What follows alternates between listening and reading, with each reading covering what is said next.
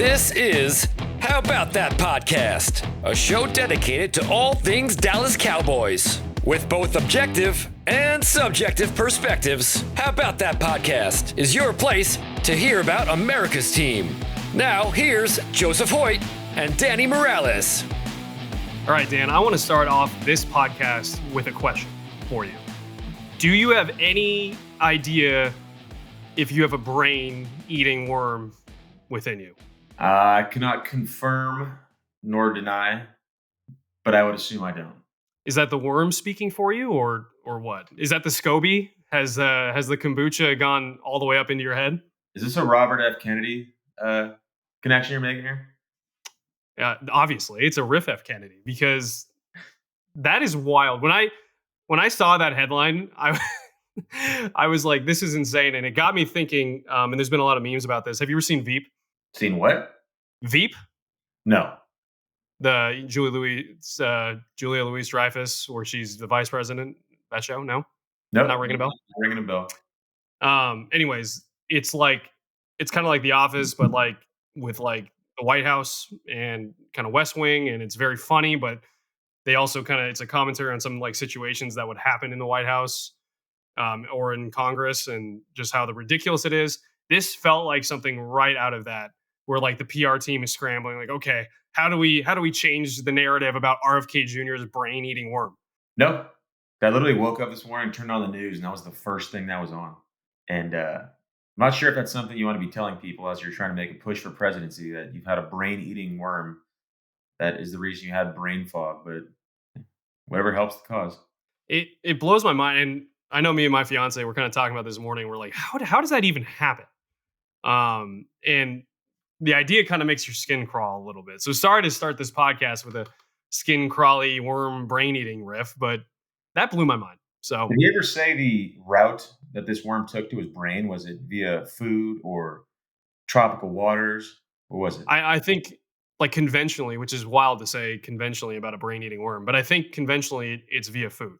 So I think it's like undercooked food or something, and then it messes things up and traverses all the way up in there, and then it becomes like, you ever see like the aliens inside the fake human, and they're in the brain. They got the little mission control system going on. That's the only thing I can visualize now with RFK Jr.'s whole situation.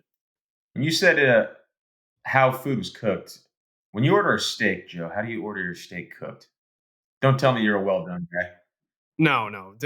If well done, what are we even doing, right? There's no nuance in well done. There's no need to kill the cow twice, all right? Yeah, facts.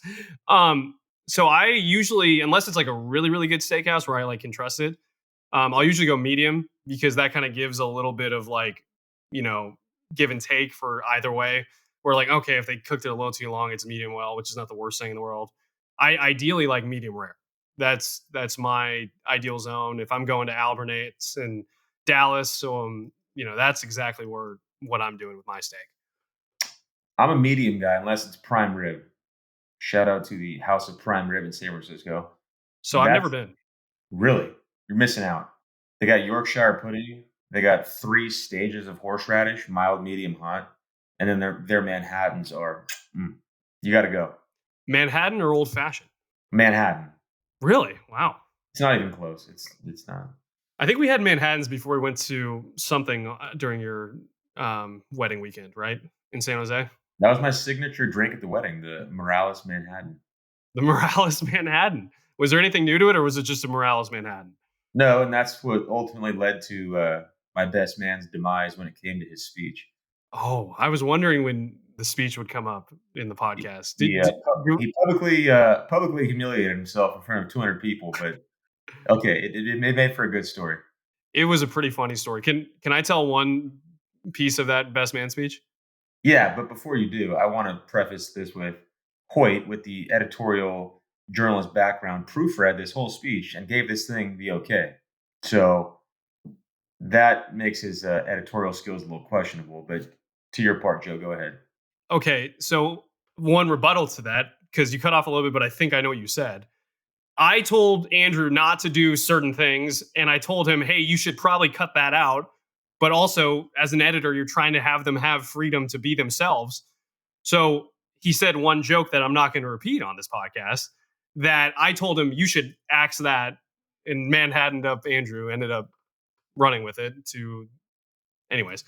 But the thing that I always remember, because it was about me, was the funniest thing was, Oh, so we went to high school at Sarah High School with a lot of famous alumni, right? And one thing that Andrew wanted to say in his speech was, Sarah High School has produced great men like Tom Brady, Barry Bonds, and then he was supposed to say, the groom's name, Danny Morales, right? And to go, oh, cool, blah blah blah, whatever, move on, right? Little thing.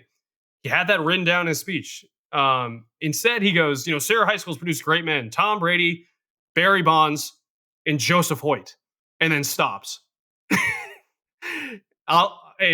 The camera shifts. Like if this was like The Office, I had the Jim face, just like, oh my god, I couldn't believe that he did that. nobody knew what he was talking about, but lesson learned: don't chase tequila shots with Manhattans, and you'll be okay. No, no. So advice for all you best men out there. Danny, what was the maid of honor's name again? Alina. Alina had the funniest quote of the entire night, though. Because she had to go speak next. So right when Andrew wrapped up, she goes, "Well, that's going to be hard to top," and then gets up and walks to the mic, and we just started dying at the table. And that was a good wedding, man. It was a lot of fun. She could have stood up there and said nothing and would have topped his speech. Nothing. Easily. Didn't have to say a word. Also, you busting out the karaoke and a little sauced up at the end was pretty fun. The embarrassment of what he did to himself. But anyways, back to the Cowboys. All right, back to the Cowboys. All right, well, before we even talk specifically Cowboys, this is kind of a segue into Cowboys. I saw this tweet from, and I always forget his last name, but it's Jason from Over the Cap. Does a great job. The Over the Cap we've mentioned here is an excellent resource, and it's sometimes a little bit hard to understand, but it does a great job of giving some context and some insight. It was in response to The Athletic had a draft where they drafted quarterbacks for the next 3 years. And I think 3 of them had 5 picks, so 15 quarterbacks in general. And none of them picked Brock Purdy from the 49ers, which, if you want to debate whether or not Brock Purdy's the top 15 quarterback, fine, right? But one thing that's kind of not debatable right now, and this is the thing that Jason brought up, is his contract situation. Of course, he's inevitably going to get paid if he continues his pace. But Brock Purdy, this was the fact. Brock Purdy is not even among the top 51 contracts on the San Francisco 49ers, which means he's not even counting towards the cap as of this point right now. So before the season starts, the top 51 contracts are what's considered for cap space.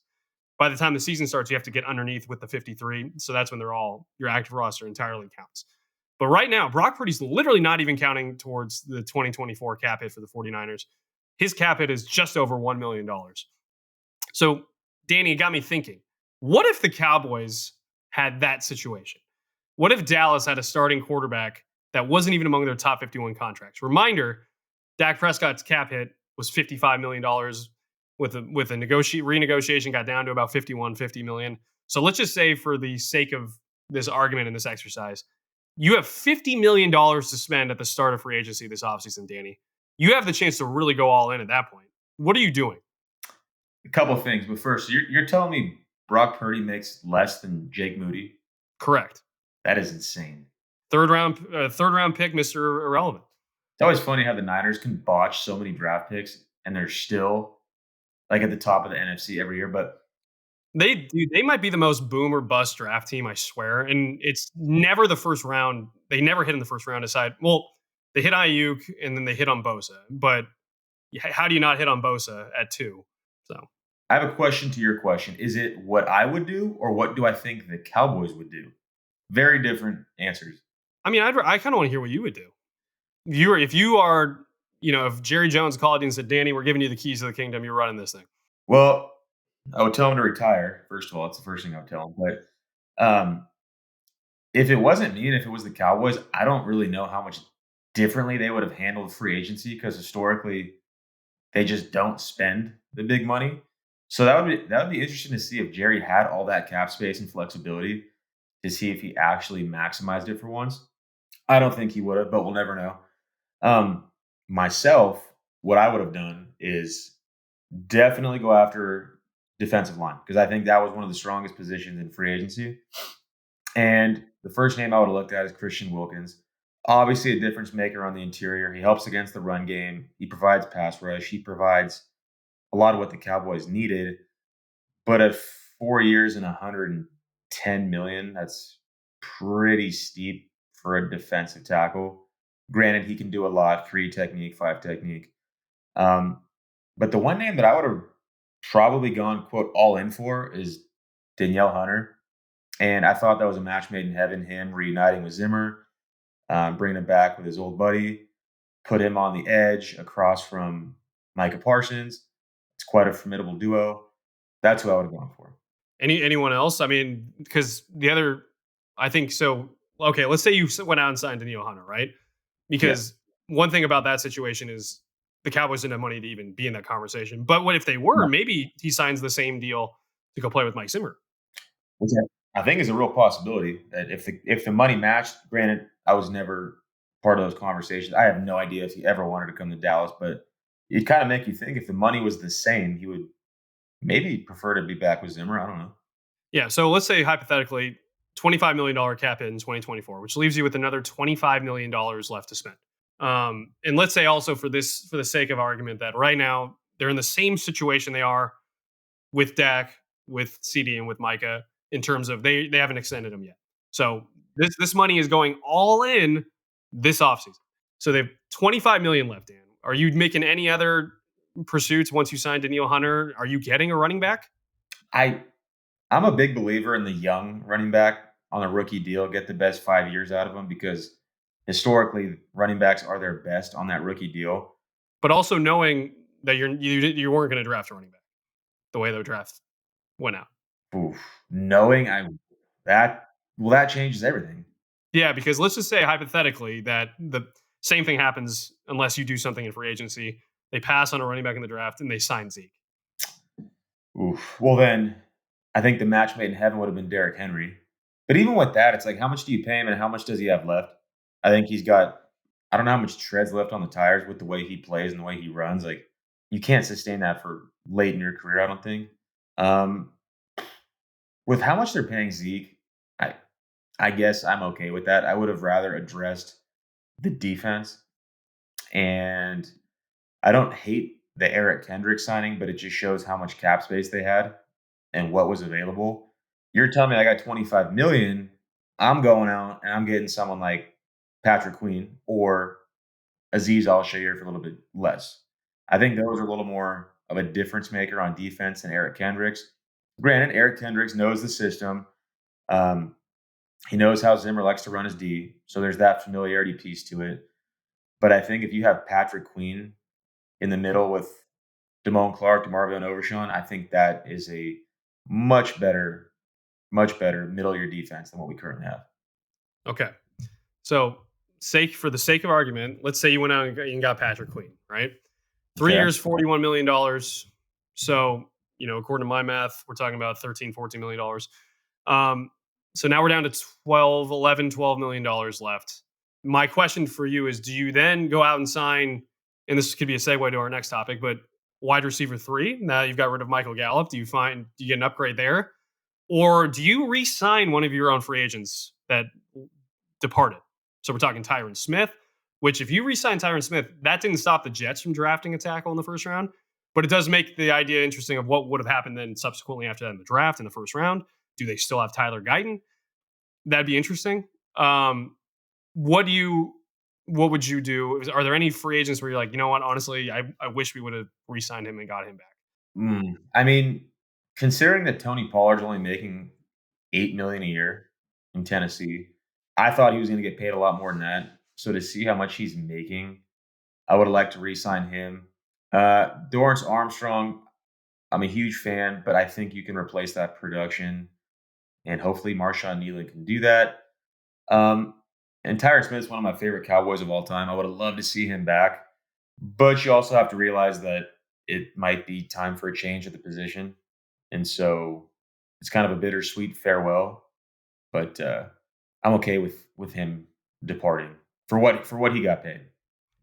Yeah, I think too, if you re-signed, in my opinion, if the Cowboys had re-signed Tyron Smith, I still don't think that should have been something that kept them from drafting a tackle in the first round this year because No, this not at tackle all. draft was just so good. What did Jerry Jones say? Why do people rob banks? Because that's where the money is. Um, He's not wrong. But to your point, I do think that Tyler Guyton being as raw as he is maybe could have benefited from learning from a guy like Tyron Smith because that veteran left tackle isn't really there. I mean, you can learn a lot from Zach Martin, sure. Terrence Steele, maybe. But I think he could have learned a lot. Yeah. I think he could have learned a lot from sitting behind Tyron Smith. Um, but we'll never know. He's going to get thrown into the fire from day one. So there's going to be some growing pains for sure.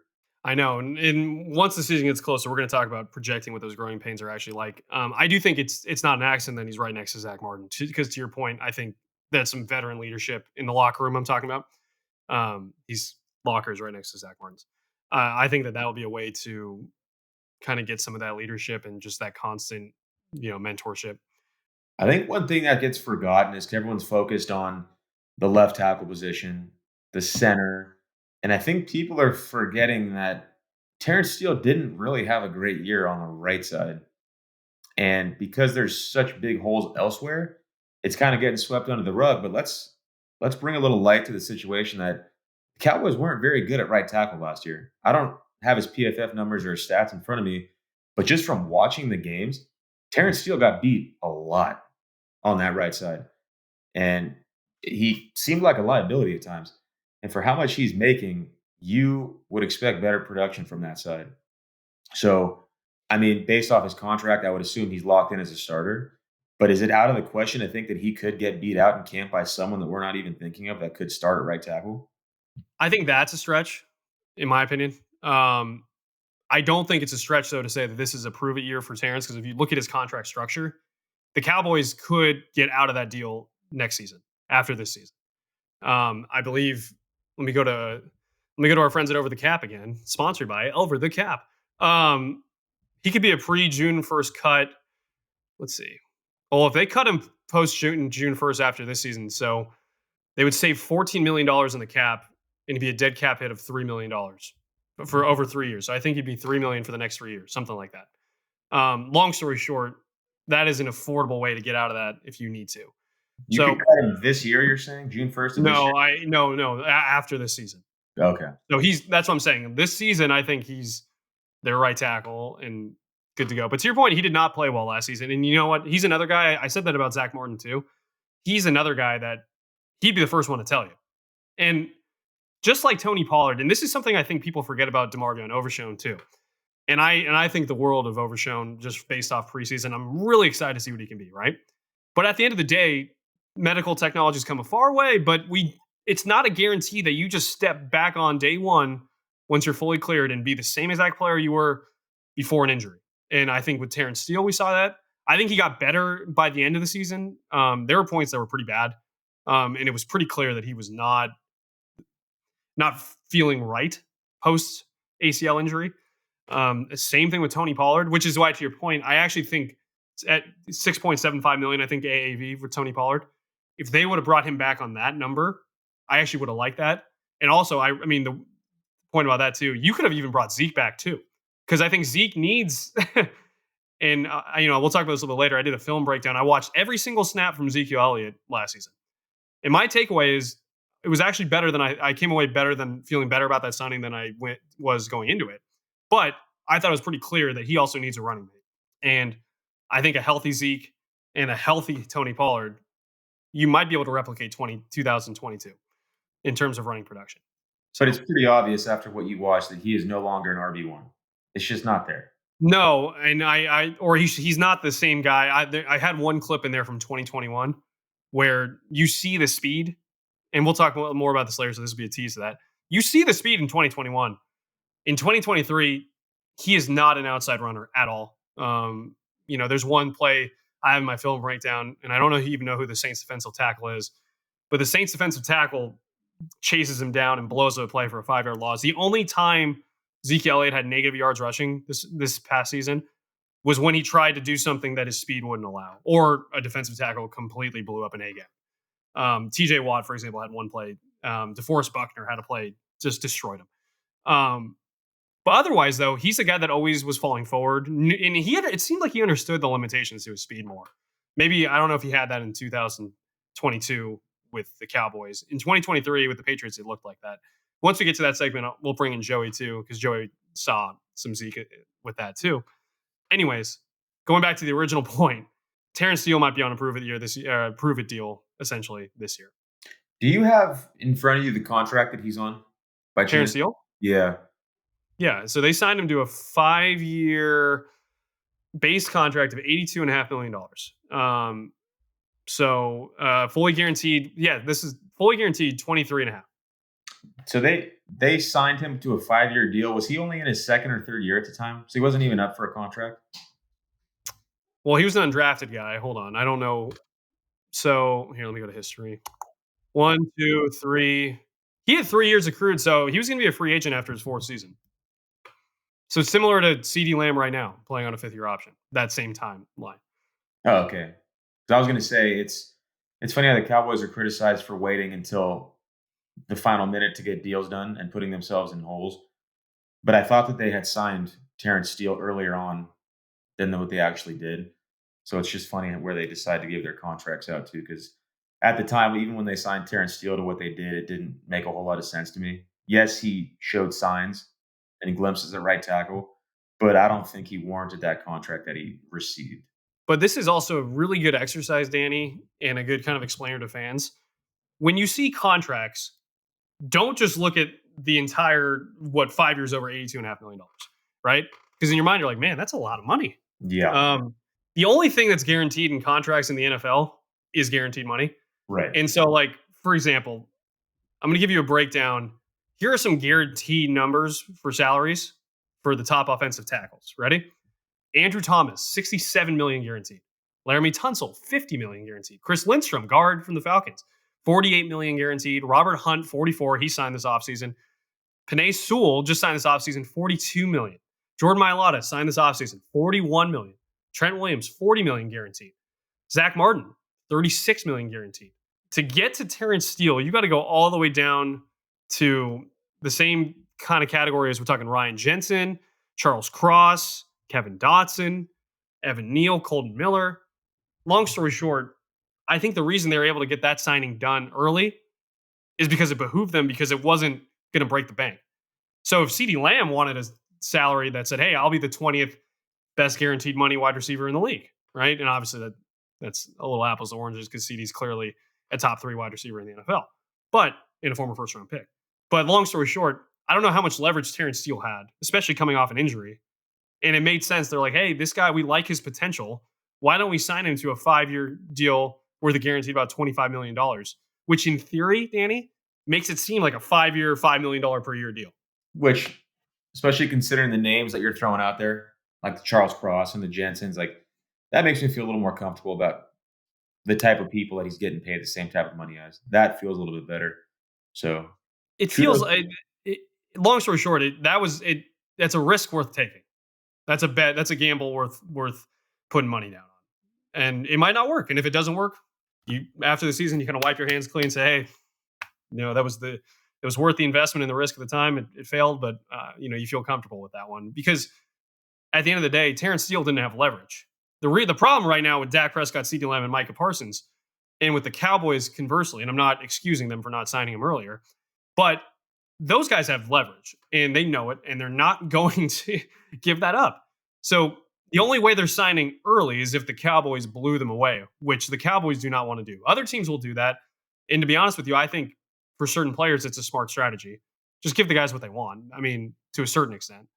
At the end of the day, I forgot who said it, but when it comes to contracts in the NFL, it's not about winning the deal, because if one side wins the deal, then there's going to be a little bit of resentment. Like if they paid CD 36 mil, blah, blah, blah, a year, and he isn't producing like that, then the Cowboys are going to resent him. Then it might get a little weird. If he was only getting paid 25 million a year, then he's balling out. He's going to be like, dude, what the hell, guys? Like, you took me for a ride. So, all right. So one other thing with this topic I want to mention to you.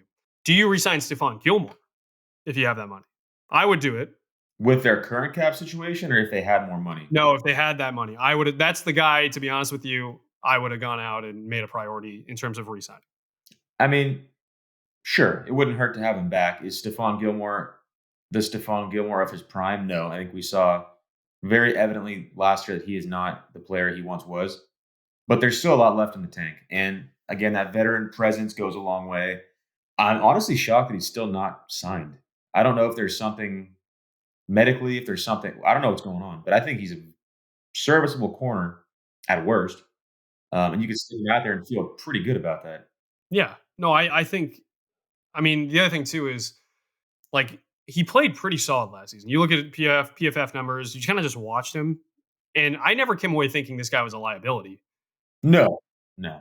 I think honestly, the one thing about Stephon Gilmore last season was he just didn't make the big splash plays that Deron Bland would make. But, so we're talking, I think his ceiling versus floor was pretty compact for Stephon Gilmore. But you knew what you were getting, and trust me, the other players loved having a former defensive player in the year kind of mentoring them. And, same thing we're talking about with ACLs with Terrence Steele, Dan, and Tony Pollard. Trayvon Diggs, too, with his Achilles or ACL. Yep. ACL. ACL. ACL. Yeah, that's another thing. I think people are just kind of assuming, and I'm guilty of it as well, that Trayvon Diggs he sat out for his injury. He's going to come back. He's going to pick up where he left off. While that's possible, it's not guaranteed. It's not guaranteed he's going to be the corner that he once was. But like you said, the way the medical field is now, I'm sure his knee's even better than ever. So we can only hope. I was going to say, that sounded pretty optimistic. I was going to say, to your point with Stephon Gilmore, is he a liability? Absolutely not. Not even close. Would you consider him a lockdown corner at this point? No, you wouldn't. But is he a guy you can throw out there on a team's number 2 receiver and feel pretty good about it? Yeah, you can. And he's not that big splashy play like Deron Bland and Trayvon Diggs are. But you need a corner like that to balance out your risk takers like those guys are. So I think he fit the defense very well. The other thing, too, about that, and who knows, maybe the Cowboys do find some space. His number comes down. They say, we will bring you back. Who knows? The game I go back to thinking about Stephon Gilmore's impact was Seattle, when they have multiple star receivers, right? They might have the best true trio in the NFL of receivers. Metcalf, Lockett, and Jackson Smith and Jigba. Yeah. So long story short, they needed all their corners to be on their P's and Q's that game. Remember, Deron Bland started off on DK Metcalf that game. And how did that go, Dan, in the first half? It was hard to watch. It was hard to watch. It was not a good matchup for Mr. Bland. No. Honestly, the only time this season where I was like, oh, that's not good. That was his worst game by far. And you know what the ironic thing about that? He still had an interception in the second half. I know. But the reason why is because they switched him off Metcalf. And Gilmore went to Metcalf. And I don't know if Metcalf had more than 2 catches the rest of the game. No, second half he shut him down. So I think the ability to kind of have that chess piece would have been huge. Could be huge. Number 21's open now. We know about that, Dan, right? It is. Greatest 21 in Cowboys history. I'm going to say Joseph Randle. Hey, you've had crazier takes on this podcast. Kyron Williams and Blake Corum, top running back duo in the league. Well, speaking of crazy takes, the only reason I would not be in favor of bringing back Stephon Gilmore is to prove my point true that Kalen Carson will be a better pro than Cooper DeJean Mustard.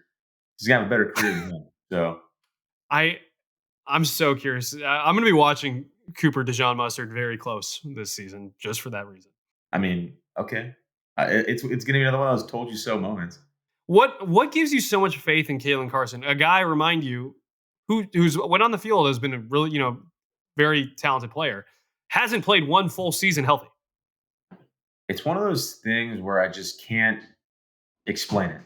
You just have a feeling like when they again, not the answer you're looking for, but when they took Kelvin Joseph, didn't have a good feeling about it. Felt like a reach, didn't really see it, and obviously that never worked out. There's just something it's just a feeling inside me. This is fun, and Joey, I want to get your take on this too, if you have one. Who's the one guy in the draft process where you were like, this guy is going to be incredible. I love this prospect. Doesn't even have to be for the Cowboys. I love this player. It didn't work out at all. Do you have one? That takes some thinking right there.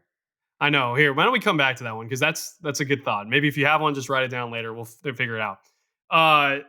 One thing I want. Let's move on to another topic here, Dan. The Cowboys brought in Zay Jones for a visit.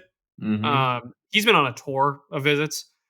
If you haven't noticed, he's met with the Titans, met with I forget the other team, but he's meeting with the Chiefs after the Cowboys. He already met with the Cowboys. Uh, the same day that Zay Jones was visiting, they also released Martavis Bryant from the practice squad. I kind of said this early, and I think it's been proven true. Not white smoke that Zay Jones was about to sign because one, they had plenty of roster spaces open. I think they had two, so it's not like they needed to cut some guy. Two, they had already added receivers, via the draft, and then another one via undrafted free agency. And three, Martavis Bryant still apparently is garnering interest from other teams in his potential. Clearly, kind of looked like that wouldn't be able to pursue that with the Cowboys, or he'd be stuck in the practice squad. So now we might have a chance to latch on with someone who's more incentivized to actually pursue that project. Anyways, Zay Jones visit though, Dan. What do you think about Zay Jones as a possibility? And what do you think just about the number 3 receiver position now that Michael Gallup is gone? Was his dad a Cowboy? Is that what I was He saying? was. Yeah, He Super was. Bowl champion with the Cowboys. Linebacker. Wow. Yeah, when I saw that yesterday, it was yesterday, I think. I got kind of excited. He's not going to be your number 1. He's not going to be your number 2. But again, coming into Dallas, it's not what he's going to be. I think he's a great number 3 receiver. Could even be the 4. You could say that Jalen Tolbert could be better. So I like the idea of bringing him in if the number was right. He's not going to break the bank. And again, if the numbers fit, then I was a fan of it. And I was also disappointed to see that he left Dallas without a deal done and is headed to Kansas City, which is kind of hard to argue with the allure of KC and the success, and you get to catch passes from Mahomes. And they might need a receiver even more now, with Rashid allegedly being investigated for Rashid Rice allegedly being investigated for another incident in Dallas. This time for allegedly getting into it with a photographer outside of a nightclub on a very early Monday morning, I believe. So, well, if that's the case, then Zay Jones could step in and be their number 2, 3 at the worst. So they drafted Xavier Worthy. So he'll be the 3. They got Hollywood Brown and Xavier Worthy. Oh, they have Hollywood Brown too. And yeah, so he compete with like Justin, was it Rose? Justin Ross, right? For their 3. Kadarius Toney? Or is he a free agent? I don't know. No, they declined his option. That's what it was. He's still on the team. But going back to the Cowboys, I really do think Jalen Tolbert's going to take a big step up this year. He shows flashes of it. He hasn't really put together a full season yet. But I think as your number 3, I kind of like him. And I like some of the guys that they brought in. Flournoy, I think, has some upside. Again, smaller school guy, hasn't played against big competition. So we'll see in camp what he can do. But you still got some guys from last year like Jalen Moreno-Cropper. Hasn't really shown a ton yet, but the college production was there. So I think, and then Jalen Brooks too, you can't forget about him. He was kind of a special teams ace for the Cowboys. He could come in and maybe take that role from Jalen Tolbert. So I think there's going to be a job to be had in training camp that somebody could win that 3rd spot. My guess is it's going to be Jalen Tolbert, but it's not a guarantee. And yes, it hurts to lose Michael Gallup, but I don't think he was ever the same once he came back. He's just not the same player. Wasn't really getting open as much. Didn't have the hands that he used to have. And I don't think you're really losing a ton with him going to Oakland or to Vegas. Sorry. So I don't think the departure of Gallup's really going to hurt the offense much at all. Yeah, I think too. I'm with you on Jalen Tolbert, and it's kind of weird because like 2nd round pick, right? And by this point, if you're just stat watching, you'd be like, hey, I'd want more out of my 2nd round receiver than what he's done, right? Mm-hmm. But first season, obviously, some growing pains, some learning lessons, had to familiarize himself with the NFL a little bit. Cowboys had other options too. This past season, even though he didn't do much, I thought when he was on the field, he did well. I think if you go back to some Philly, I think it was the game at Philly, he became a reliable 3rd down target. I think he had multiple 1st down catches in that game. Maybe he had his first NFL touchdown in that game. He kind of just stepped up. And I think by the end of the season, the Green Bay game excluded because Danny, trivia question. Who was the leading receiver for the Cowboys against the Packers? Jake Ferguson. Wrong. Really? Yes. It was Tolbert? Wrong. Jalen Brooks? Wrong. I don't know who. Michael Gallup. Oh, well, I will tell you, I turned the game off at halftime. Yeah, that's fair because he had most of his yards in the second half. So aside from that game, though, by the end of the season, Jalen Tolbert at first he was number 4 receiver probably in terms of snaps. Then it was him and Gallup splitting it after the Chargers game. By the end of the season, Tolbert had overtaken him as the 3rd receiver. So the other thing about Jalen Tolbert this offseason, he went up to Oregon to work out with Brandon Cooks for a while. And Brandon Cooks was hosting him and mentoring him the same way that Steve Smith once mentored Brandon Cooks. Long story short, I think that mentorship is something you see play out. It's funny at the home run derby, you saw those two really kind of having fun together. So I think that there is a good relationship there, a good mentorship, mentee thing. And I think that that's a good guy for Jalen Tolbert to learn under. Maybe he could be his replacement one day here in Dallas. So we'll see about that. I think I like the idea of Jalen Tolbert taking the 3rd spot. I also don't hate the idea of bringing in someone else. No, I don't hate the idea. I always forget about Kevontae Turpin. Every time I mention the receiver room, he's always the name I forget to mention because I don't see him as like a 1, 2, or 3. He's more like the gimmick guy, your trick plays, your screen pass guy. So he's the name I always forget to mention. But he could step up. We talk about potential. I think he still has a high ceiling, and I think he's a guy that could play out of the slot a lot potentially. Yeah. I like his ability. I also think the Cowboys coaches like his ability. I think Brian Schottenheimer likes what he can do in terms of motions and fly sweeps and quick screens. Mm-hmm. So that's if you told me by the end of the season that Kevontae Turpin has more receptions than Jalen Tolbert, I wouldn't be blown away personally. Bold take. Yeah, it's not. I mean, I wouldn't be surprised. Am I betting on it? Probably not. Also, would not be surprised. Possibility. Yeah, Danny, that's how you give hot takes without saying that Kalen Carson's going to be better than Cooper DeJean. So if you're gonna make hot takes, make them hot. That take was room temp at best. No, yeah, but it was the base of it was hot. You like to have fun. That was safe and boring. That's fair. Fun. That's fair. All right, Jalen Tolbert's still gonna have more receiving yards than Kevontae Turpin. But anyways, let's move on. Mark that down, please. That's not gonna happen. All right, rookie minicamp, Dan, starts. Well, they report today, Thursday, May 9th. I saw a picture of your boy, Cooper Beebe, bags packed, ready to come to Texas and be the next Hall of Fame center for the Cowboys. I know that's who you're probably most excited to see. Who else are you excited to see between the undrafted guys?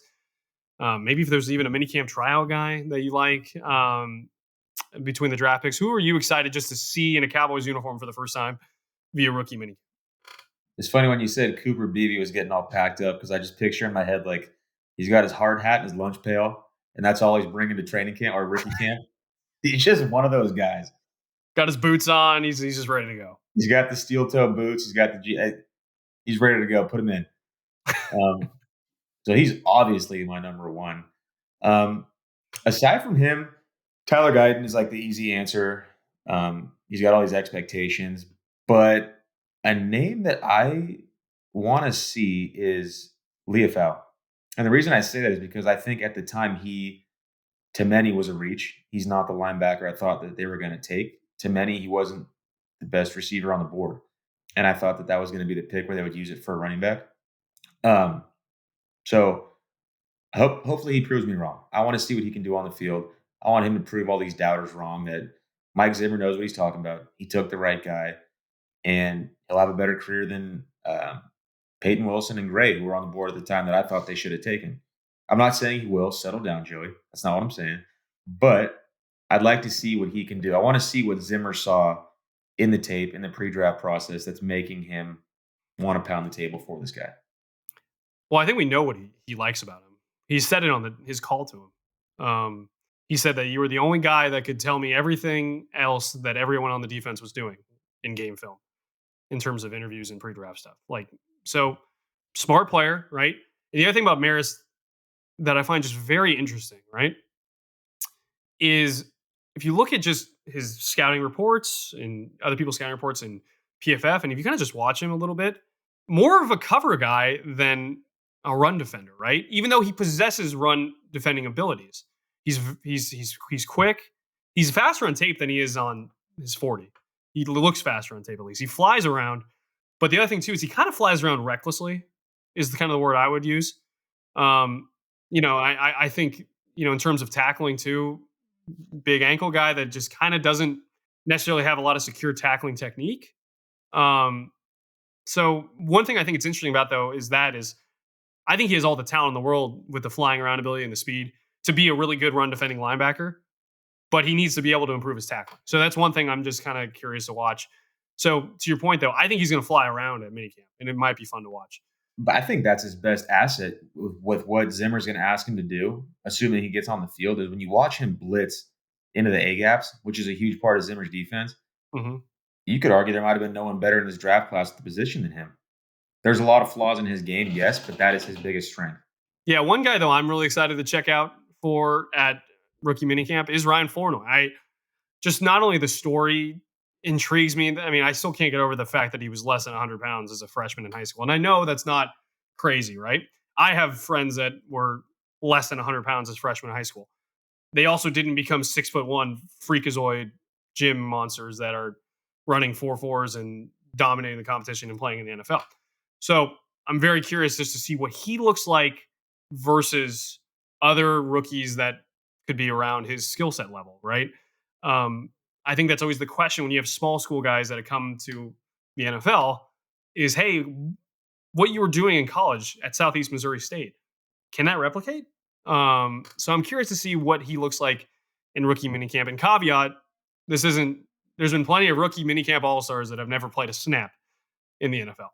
So, I just, there's a couple things, and I think Danny, your pick of Maris was a good one because it's like, hey, I saw this on film. Does it translate? That ability, the flying around ability, which I think it will.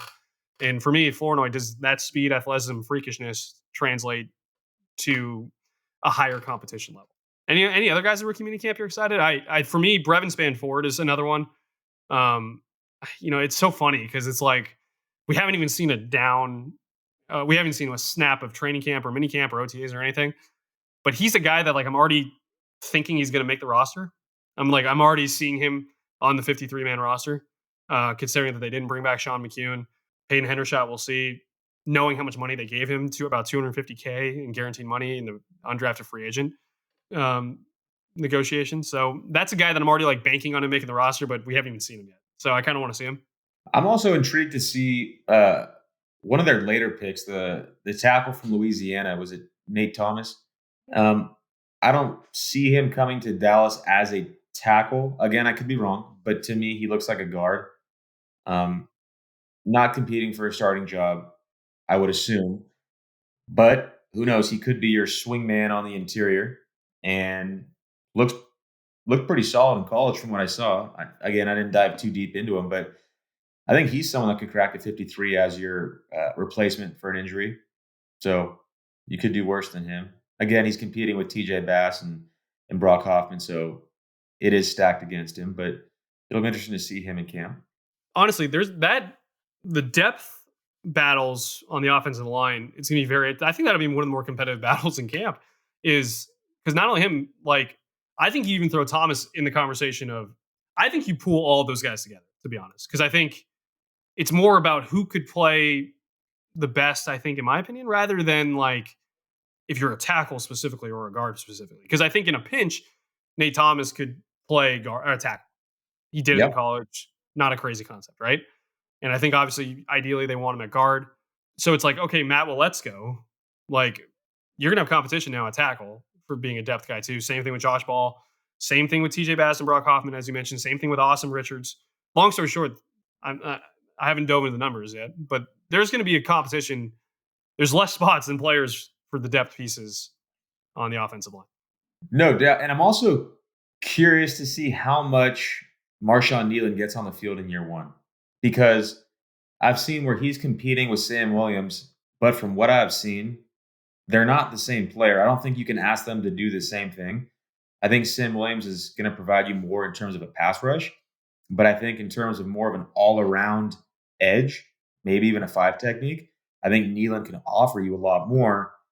And I think this is very early to say. It's kind of presumptive of me, but I think I'd almost rather see Nealon on the field for the first 3 down or first and second down, your more obvious rundowns, and then kind of make Sam Williams more of your specialty pass rusher.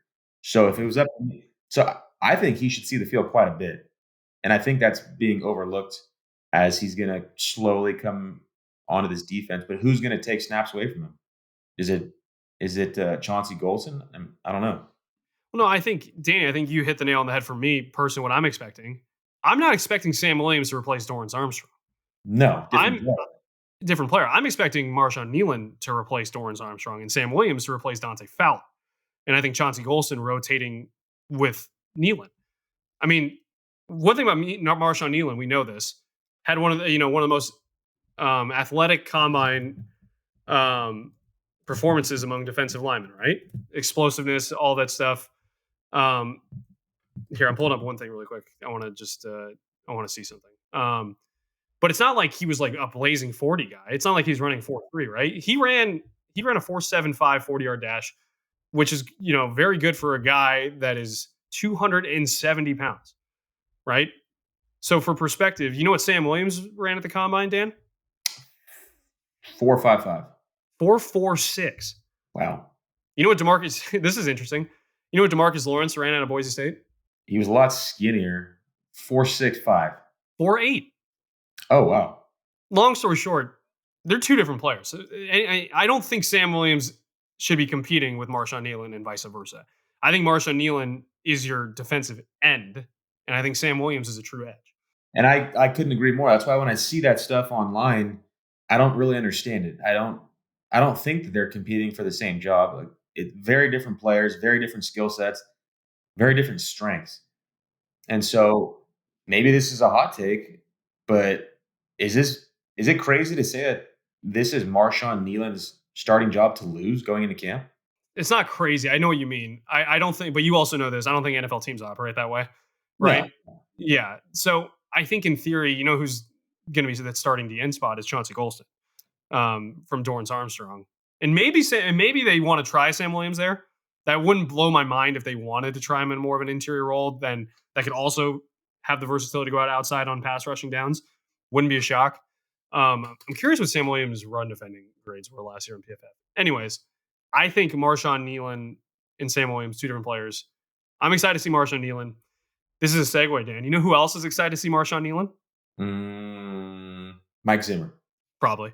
But that would be Greg Ellis, the Dallas Cowboys' new assistant defensive line coach. And I had a feature come out on him this week. So he's got a really interesting story, Dan. I hope everyone checks it out. Had a fun time talking with him and some other people around him. He was one of the biggest proponents of Marshawn Nealon in the draft room. When they were thinking about drafting him, Jerry Jones said, Greg Ellis, what do you think? Former player, former first-round pick of ours. We took you over Randy Moss, remember? What do you think of Marshawn Nealon? And, he said, I love him, and he reminds me of me. So that's a guy that he's excited to work with. But yeah, Danny, Greg Ellis, obviously being a Cowboys fan, he had, very productive career for the Cowboys, was a comeback player of the year at one point. He was one of my favorite Cowboys, like, of all time. Like, I feel like he played forever. I don't know the exact length of his career, but just like when I have early thoughts of the Cowboys, just from like my childhood, it's Greg Ellis. I just picture him, defensive end. He's just the guy. He was a Cowboy, and he was a great player. He's in my top 5 favorite Cowboys of all time, behind Dexter Coakley and Dat Nguyen. But he's up there. He's definitely up there. Quick, name that college from Dat Nguyen. Can you even spell his last name? Yeah, Nguyen. Win. Did you put a Y in there? I don't think you did. Yeah, I did. Nguyen. I'm deflecting because I don't know the answer to your question. Texas A&M. So he was an Aggie. Damn. For the record, everyone, I'm not an Aggie, but my fiance is. So I've been brainwashed into Aggiedom slightly. So what's like the Aggie, like, calls like the horns are Gig, hook 'em, gig 'em, like boomer sooner. gig 'em. Gig 'em? Yeah. The hell's gig 'em? So gig 'em. So thumbs up, right?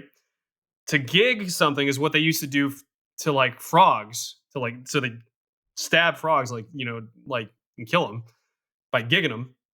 When they were kind of everywhere. So it's an Taking a Aggie. turn. So the horned frogs, and gig them. That was the thing. So um, yeah, the Aggies.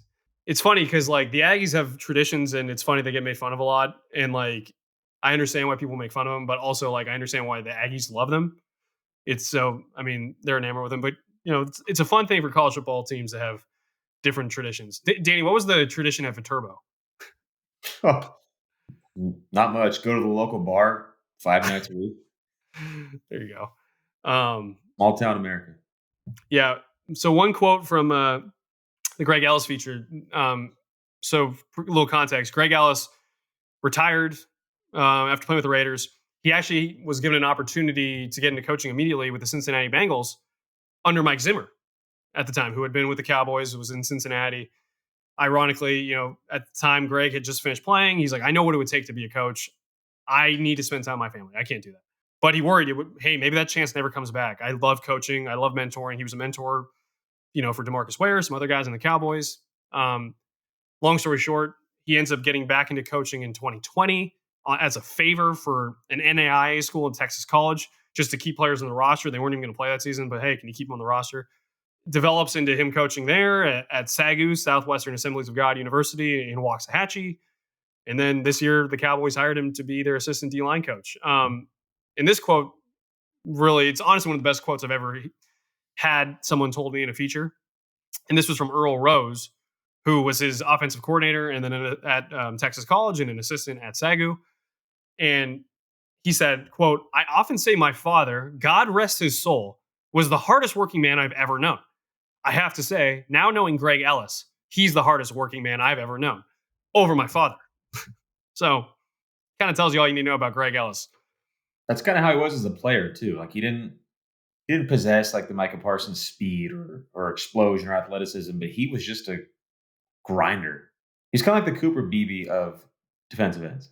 Joey, we haven't asked you to talk all podcast. Do you have a take on Danny's just Cooper Beebe-ness again? I expect every bit of it until we see him on the field, and then until after we see him on the field. What if he's really good, Joey? Great. Happy for Danny that he turns out well. Then we can have some serious talks about that interior offensive line. Well, now that we have Joey here, you mentioned that the Seahawks have one of the best wide receiver trios in the league, correct? Yeah, correct. I think you're forgetting about what they got going on up in New England with Polk, Baker, and Kendrick Bourne. Hey, I mean, one guy was a stud at Washington. Kendrick Bourne, Eastern Washington, undrafted guy, has made a hell of a career for himself, even though he's coming off an injury. But Javon Baker literally makes people in wheelchairs stand up, according to him. So, I mean, he might be him. Yeah, Patriots got a real dangerous offense going on up there. All right. Speaking of Patriots, really quickly, let's talk about the film review I did of Zeke Elliott. I watched every carry and catch he had in 2023. Put together a cool film compilation on Instagram, TikTok, all those things, Twitter. You can find it online at Lone Star Live, where you can find all our content. But my big takeaway from watching him in 2023, Dan, and we talked a little bit about it, this is a guy that, he's not feasting anymore, right? But he's getting you some solid morsels. He's kind of like the healthy eater. Instead of like, hey, I'm going to have 2 meals a day where they're just, 2,000 calories, big burger and a big sandwich. He's the guy. It's like, hey, actually, I'm going to have like 6 meals a day and just have an apple, an orange, a little bit of, whole grain PB&J, whatever it may be, just to kind of have little meals throughout the day. That's kind of his game now. And that's not a feature back kind of appetite that doesn't really satiate that. But if you combine that with a guy like Rico Dowdle, in my opinion, I don't think it's the worst backfield in the world. The one thing I will say about Zeke Elliott, in the PFF grades kind of back it up. One thing they say about watching film is look at the analytics and then watch the film, see how they kind of mirror each other. And I saw on PFF that he didn't have good pass blocking last year. I went back. He was not not a good pass blocker last year. Zeke or Dowdle? Zeke. Yeah. So one thing to watch, because I think many people are pegging him as a third down back. Because one thing I also saw in film, the Patriots did a lot of schemed open screens and quick outs to Zeke Elliott to get him in space. And that was actually when he was at his best, in my opinion, was when they got him in space with the ball in his hands and he was able to kind of use his shiftiness and vision to kind of really traverse and avoid defenders rather than be asked to do it with speed. So instead of using the lack of speed to get him on the outside, in that scenario, he's already on the outside with blockers in front of him and the ability to kind of move and showcase his vision. But that's one thing to keep in mind with Zeke. Wasn't a good pass blocker. Was a really good pass catcher last year, I thought, and what he could do after the catch. So I'm curious to see what he would do with the Cowboys in that regard. But this is not the Zeke of 2016 anymore. And I think that's okay. That's my kind of takeaway from it. Yeah, I'd say that's spot on. And like you said, he doesn't feast. He only snacks now. And I think I don't really know how different him and Dowdle's game really is. If it's kind of a yin and yang, like a counterpunch type of thing. I don't see much of a counter between the two of them. Maybe I'm wrong, but that's just what I see. Your food analogy, like when you just snack, he's like eating an apple and like 6 small meals a day. It's like the Cowboys were hungry this offseason for a running back. They went into the pantry and there was like a little bag of pistachios or something like that. It's just enough to hold you over. Nobody's going to get excited. I mean, I guess it gets the job done, sure, but it's not going to fill me up. And I kind of feel the same about Dowdle a little bit. Maybe he's got a little more excitement, but yeah, with the food analogy, he's just pistachios for me. Just pistachios. I think you're right though that they're very similar. The X factor, I think, in all of this, to be honest, and even it's interesting when I think about it though. I think the X factor is Deuce Vaughn. But then I also think of like, well, what's Deuce Vaughn good at, right? Well, he's not that good of a pass blocker right now, but he's good at pass catching. He's got good vision. And I'm like, wait, that's kind of what Zeke's good at right now too. And I'm like, wait, Rico Dowdle had 2 touchdowns and screens last year. That's kind of what he's good at right now too. So it's kind of like not only in their cupboard right now do you have pistachios, but you also have cashews and legumes, other legumes, like, so it's a nutty situation. It's nutty. But why do you bring in Royce Freeman then? What's his role in this offense? Like, what does he do so much better than Zeke or Dowdle or Vaughn? I know him and Deuce Vaughn are polar opposite players, but still, you have 3 guys you would assume are ahead of him. I don't know. Maybe he's ahead of Deuce Vaughn on the depth chart. But what was he brought in to do? What was the mindset on bringing in a guy like Royce Freeman when you don't have a lot of money to spend and you choose to spend, not a lot, but you do spend some money on bringing in a Royce Freeman? Like, what is the mindset in that? The ironic thing, Dan? You know who might be the only different style running back in the Cowboys backfield right now? Royce Freeman? No, because he's kind of similar too, right? He's a better pass blocker though. So at least there's that, and he's a load, so short yardage. I think that's an asset, right? Yeah. It might be Missouri's Nate Pete. 4.32 40 vertical jump. I mean, it might be Kevontae Turpin, honestly, out of the backfield. Or CeeDee Lamb in the backfield again. They messed around with some of that last year. Yeah, no, it's an interesting situation. Now that you bring that up, actually, it's maybe that is part of their thought process. Is like, hey, we want guys that we can depend on to run the ball, but then if we want an X factor, we'll go split back, CD and Zeke. That was one thing I noticed. Zeke had most effectiveness, I thought, or not most effectiveness. He was effective when Ramondre Stevenson and him were both in the backfield at the same time, and they kind of could do some things there. There was also another running back when Ramondre got hurt. Joey, what was his name? Kind of a lesser-known guy. Do you know what I'm talking about? The dude from South Dakota State. Pierre Strong was on the Browns last year. Kevin Harris. Yes, Kevin Harris. Yeah, he was solid. They're not working with much in New England, so no, man. They have a different idea of solid. Part of me thinks that last year in New England was Bill Belichick playing on survival mode. Like, have you ever played like Fallout and you can play it on survival mode where it's like it's real? Like, there's no you get shot once, you're like, oh shoot, I'm dead. It's basically the ultimate challenge. Can you Can you beat Fallout on the hardest level? And I think that Bill Belichick's like, you know what? You got Mac Jones and Bailey Zappi and Kendrick Bourne just tore his ACL. And you know what? Let's just play on survival mode, see what happens. It's the hardest thing. If I can win with this crew, I can, that'll be a notch in my belt instead of survival mode. Kind of seems like that's what the Cowboys front office was doing to McCarthy in his final year. Do this in survival mode and see if you can get a contract out of it. I mean, yes and no. I think there's obviously just way more inherent talent on the Cowboys than. Well, yeah, New England's obviously New England and they're bottom of the league, but a little different. Yeah. Before we get to what's on Morales' mind, I have something on my mind. I implore everyone to practice good social media sharing techniques. And please, the one thing I always tell people is when you see something online, be cynical first, check the source, then also check other sources. If Tom Pelissero or Adam Schefter are not tweeting about it or reporting it, or one of the local beat guys, it's probably not legit.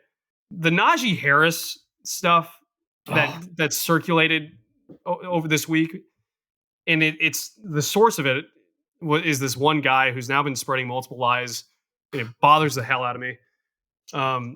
It's the same guy that spread the Brandon Ayuk thing for only Brandon Ayuk's agent to be like, bro, get better sources. He spread a rumor that Geno Smith was going to get beat by Sam Howell because blah, blah, blah, blah. And Geno Smith's like, bro, what the hell are you talking about? And like, this guy just keeps pushing these things out that he's creating these fires that people then have to put out. Jane Slater was really quick on shooting this one down, that the Cowboys and Najee Harris have been, or the Patriots Steelers are talking about a trade for Najee Harris. And then I even saw one account say like, oh, hey, what about Najee Harris for CeeDee Lamb? Guys, please just practice good social media sharing techniques, because the more you share, the more this wildfire of fake news spreads. And it's just a disservice to everyone. Unfortunately, because of the way social media is, you have people that then go home and believe these things. You have people like that have full-on conversations about the possibility of this. Like Danny, just like when you had that, and that was an obvious like fake thing, right? That it was April Fool's Day. It was April Fool's. That's a little bit different, right? Obviously, it's a joke, but still, you guys had a full conversation about it. So, We did. my please, everyone, I implore you, practice safe social media sharing techniques for the love of God, because otherwise, you're just spreading fake news wildfire, and it's very damaging, and it sucks, and it's a sad reminder of our current media landscape. And I just want everyone to I want everyone to get the right news rather than have a million things going wrong. Nothing grinds your gears like fake sources, huh? Really fires you up. I can tell you're passionate about it. Well, it's because, dude, you go on. I'll have my grandma call me about like, oh, I heard something on Facebook about this. I'm like, no, it's not real. Like, and it's not her fault. Your grandma has a Facebook? Oh yeah, Good for her. Yeah, Pat's a G. But but that's the thing is, you go on Facebook, go type on Cowboys in Facebook, and you'll see like, I saw literally something on my Facebook pop up the other day of like, Cowboys going to sign Jerick McKinnon. It's just not real. So find sources you trust, everyone, like myself. Read their stuff, listen to their stuff, watch their stuff. And if they're not saying it, the odds of it being true are very low. So if Adam Schefter's not saying the Cowboys are signing Jerick McKinnon, guess what? They're probably not signing Jerick McKinnon. If Joe Hoyt doesn't retweet it, it's not true. It's not true. Golden rule. If it doesn't, and it's gotten harder. Sorry to go on a rant. It's gotten harder because of the new verification systems on Twitter, that anyone can just buy it and say, "Oh, now I'm verified." And the other thing too is they're incentivized now to spread fake news, because if you pay for Twitter, then Twitter will pay you for engagement. And literally, if you spread a fake news rumor, it gets $150,000 or 150,000 impressions. You're going to make money off that, even if it's true or not. So it sucks. I'm angry about it. Everyone, please practice safe social media techniques. Interesting. Okay. Noted. What's on your mind, Danny? Also, if you're going to believe that CeeDee Lamb plus picks for a guy like Najee Harris is true, then that's shame on you. No, but that's what people do, Dan. They believe it. Your knowledge as a sports fan is seriously questionable if you think that they're even in the same realm of equal value. Like, no, I wouldn't even do a first and Najee Harris for CeeDee Lamb. Wouldn't even consider it. No. But what's on my mind, for once, has nothing to do with the Cowboys. I was introduced to a new game. Huge fan of. Maybe you're familiar with it. I don't know if it's made its way down to Dallas yet or across the country to. Dungeons and Dragons? No, I like being outside. It's called Spike Ball. You ever heard of it? Oh, yeah. What? What a game. It's a fantastic game. We'll be playing that next week. Really? Yeah, James has Spike Ball. Okay. So we play it at work. So we're playing on the blacktop. I can't dive. I can't utilize my skill sets. So I'm a little limited. But, man, is it fun. Get a good sweat going. Makes you feel like an athlete again. You can just spike the crap out of that thing. Great game. Danny, I got to say, it's almost embarrassing that you're just finding out about Spike Ball right now. Thank you. Yeah, he's like, I got a new game for you. New game? Hey, Danny, I tried this new restaurant. It's called McDonald's. All right. Sorry for sharing. No, I appreciate it. There's nothing better than Spike Ball with a beer in one hand, playing Spike Ball in the other, like on a beach or camping, like in the woods. There's nothing that beats that. Well, it's going to feel even better now knowing that you've been playing this for years, apparently, and I've only played it for a week, and I'll still beat you. So you make it seem like it's like a tough game to do. You're hitting a ball on a mini trampoline. Maybe to the simple mind, but there's a lot more to it. We played 2v2. I don't know how you guys play over there. No, yeah, you got to do it. You got to do it teams, and and then you have some fun. You can do like little combos. What are these looks for, Joe? Is there something? We play 2v2, he says. That's how it's played. It's like, yeah, we invented this game called basketball. We play it 5-on-5. I don't know how you do it, but we do 5-on-5. Well, it's fun. So I'm glad I just discovered it. It is. I'm sorry for you that you're just discovering it now. Yeah, and I'd say I've come a long way in a week. So, Danny, you're like the 10th caveman to discover fire. Like, you're just, I've discovered fire. They're like, we know. I was so excited to tell you guys about this new game, and now you guys are just shitting on me for it. You deserve it. You deserve it. Well, it's a good game. I can't wait to show you next week how good I am at Spike Ball. Yeah. And how far my golf games come. I'm excited to see your golf game because you've always had power, my friend. But I'm curious to see if you can. I've learned to control the power. Well, will you be able to control it when we're riding motorcycles and on a golf course in Bend, Oregon, and drinking beers? I don't know. No, because anytime I've had more than 2 beers, my golf game just disappears with it. So, yep, it goes down the toilet. So, all right. Well, guys, it's another episode of How About That Podcast. Sponsored by Spike Ball. Sponsored by Spike Ball. Sponsored by Joseph Hoyt's dissertation on bad social media practices. Joey, what else are we sponsored by? Hot dog eating contest. Oh, yeah, we are sponsored by a hot dog eating contest. For the listeners, Joey's got a hot dog. Let's see that shirt again. What? That Coney Island? I don't really know. It's an ESPN shirt. 1979, huh? 1979 is just when ESPN became a company. That's pre-Kobayashi? Yeah, safe to say.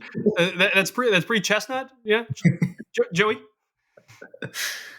What if Joey had Benjamin Button disease and he was actually alive in 1979 and now he's just fading down? That'd be quite cool. I wish I had Benjamin Button disease. Yeah. Well, all right. Well, that's another episode of How About That Podcast. Tune in. Next episode might be able to get another one out before Bend, but we might be doing one in Bend, Oregon from the bachelor party. So we'll see, guys. Anyways, please share, please review, sign up for the subtext. There's information online so you can text with me. Listen to this podcast, obviously. Go on LoneStarLive.com. But sharing and reviewing does so much. Shoot, I almost forgot. We only have a week left until our pledge for the Taco Bell Mile commences. I've been running. I've been training. I'm ready to go. I hope you guys allow me to do this. So please share with your friends. Just download it, review, rate it, and if we get a certain amount, we're almost there. Wink, wink. And if we get there, then I'll do it. So, all right. Danny, do you want to send us off? I always send us off. Do you want to send us off? I actually have a quick question for Joey's background. Is that Tony Romo shaking Tom Brady's hand behind you? Peyton Manning. Oh, Peyton Manning. Shame on me. Shame on On you. that note, thanks for listening, and we'll see you next time on How About That Podcast. Thanks for listening to How About That Podcast.